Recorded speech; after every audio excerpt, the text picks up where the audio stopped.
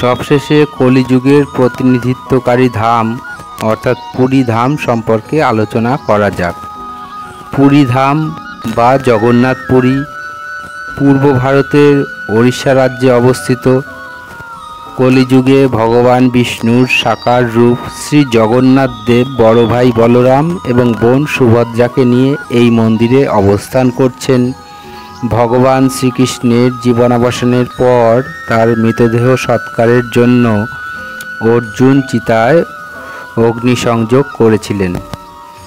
সেই চিতার অবশিষ্ট নাভিকমল সমুদ্রে নিক্ষেপ করা হয়েছিল এবং তা সমুদ্রে ভাসতে ভাসতে অন্তর্ধান হয়ে গিয়েছিল।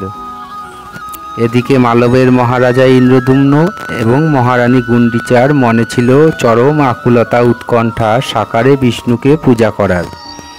এনাদের ওই ভক্তিনিষ্ঠা ত্যাগ আকুলতা উৎকণ্ঠার কারণে অবশেষে ভগবান মগধ অধিকূলে দারুবৃক্ষ রূপে ভেসে এসে উপনীত হন।